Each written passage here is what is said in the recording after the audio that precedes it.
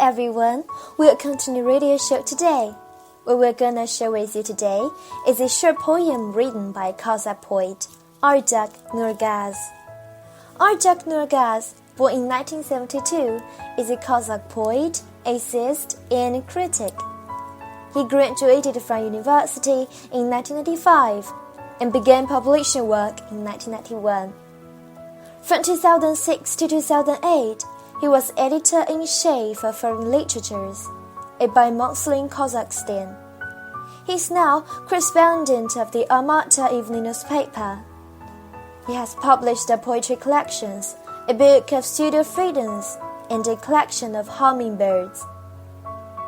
Nurgaz has also published a collection of literature criticism on modern Kazakh poetry and a collection of short fiction, horizontal strokes, and dots.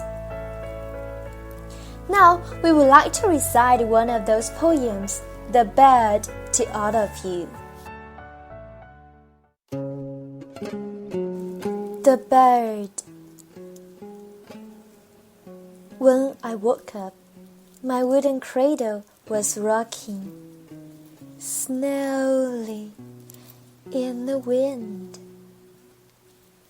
sinking into the ringing of the bell in the bottom of my heart, as a ghost of 1,000 years emerged. I was following a candle in the hand of a night watchman. What salt-like wind flew towards the abyss of the black skies. At my ears, the wind was calling. What was rushing towards me was the sound of a chain that had disappeared in the great desert. The sad cries of camels and the deep sobs of a dry lake.